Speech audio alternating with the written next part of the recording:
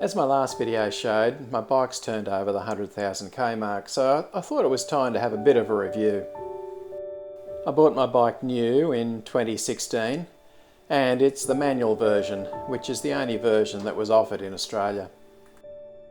However, the DCT version isn't for me, even though I can see the appeal that other people have for it. Looking back at some of my old videos, you can see that I haven't particularly pampered this bike over the time that I've had it. And yes, it's been dropped a number of times in the rocks and the gravel.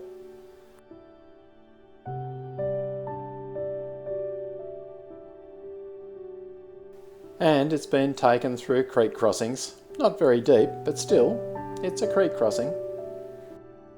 Anyway, in this review I thought we'd have a look at what broke, what failed, what disappointed and what delighted. So while you're watching me abuse my motorcycle, let's have a look at what broke. Well, this is going to be a short segment because nothing has broken on the bike. It's coped with the abuse that I've hurled at it very well, and I've got no complaints in that regard. And while most of our riding really has been on paved road, this sort of stuff, the bike has coped with very well, in fact surprisingly well. So after 7 years of ownership and a reasonable amount of abuse, let's have a look at how the bike has coped. This is it today. So let's start from the front and have a look at the forks. The forks still look really nice and they've still got their original fork seals, although I have cleaned them out a number of times.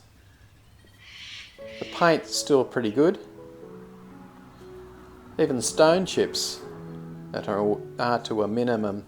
There's a little bit of corrosion on the cap there. I've had to repaint the ABS ring. That went rusty. And I've repainted the cowl. You can see corrosion on the horn there. There's a bit of corrosion and paint loss on the tappet cover.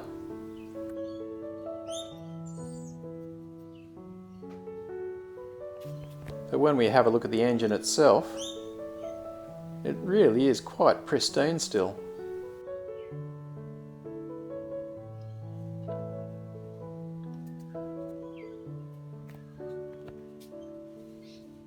The plastics haven't faded and they still look really brand new.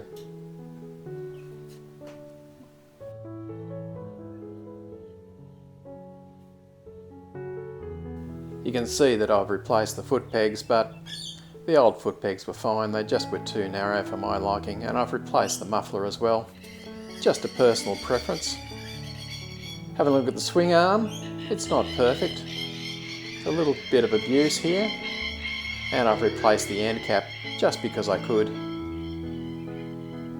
Otherwise, not a huge amount of corrosion, but I live in Australia. We don't have salt on the roads. We ride all year round. Things are pretty good. I made up this bracket for the plate for the top box and the side panniers that I have on sometimes. But looking around the rest of the bike, you really have no complaints for a 7-year-old motorcycle that's done over 100,000 kilometres. But failures include a poor quality OEM chain, no centre stand.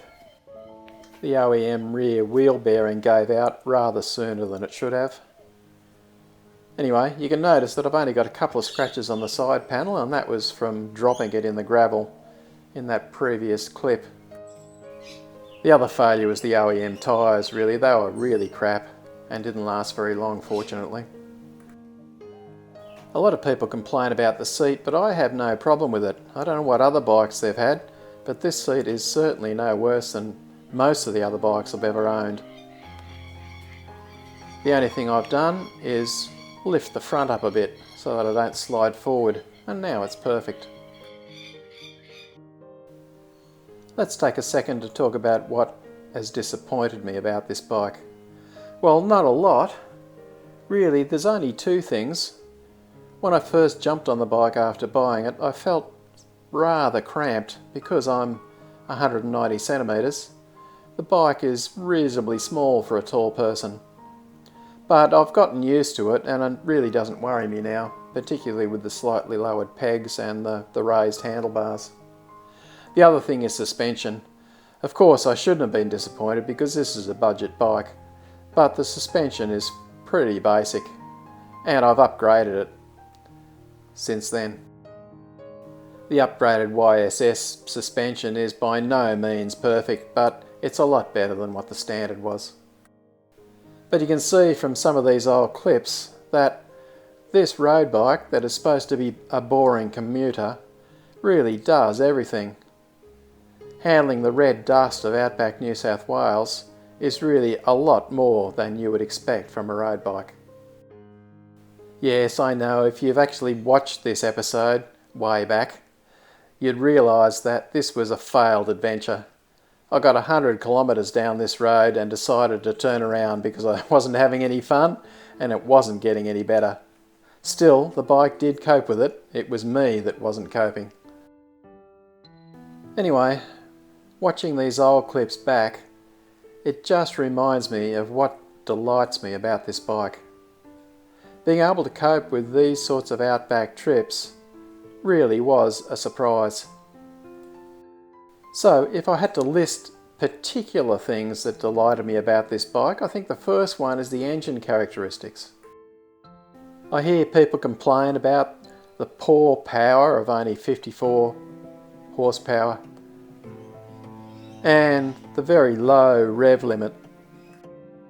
But to me, these are the things that make the engine a delight. Sure, it's got low power, but it's got high torque. It's a beautiful engine to ride. It just purrs along. And let's face it, with a speed limit of 100 kilometres an hour on most of our roads, who needs more power anyway, other than to prove that you've got a very small willy? This trip might have been a failed adventure, but you can't argue with the fact that it was an adventure. Alone on a red sand road, hundreds of kilometres from anyone else, it's a beaut feeling. And one of the lasting memories that I'll have of this bike. Another thing that delights is the weight of the bike. A lot of people complain that, oh, the bike's so heavy, but for a road bike, a little bit of weight really keeps the bike on the road and makes it stable. And when you happen to fall in the gravel, like I've done here, it really isn't all that difficult to lift it up again. So long as I can lift the bike is not too heavy for me.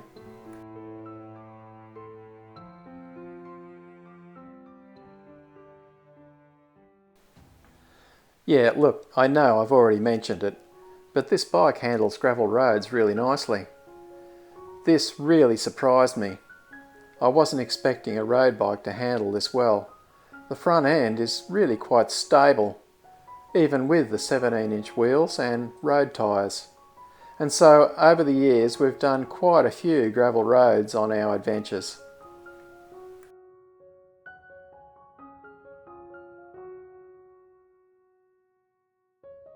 While this is supposed to be a review of the Honda NC 750X, I can't go past the fact that it really is a huge benefit to have a partner who also rides. Wendy's got a 500X. And because we both ride, we've gone on a lot more adventures than otherwise would have been possible if I'd just been riding alone or relying on mates to go for a ride with. In the end, it really doesn't matter what you ride, so long as you're out there and riding. There's so much nitpicking about which bike is best and this bike does this and this bike does that. But a lot of these people are sitting at home complaining or typing on their keyboards rather than getting out there and having their own adventures.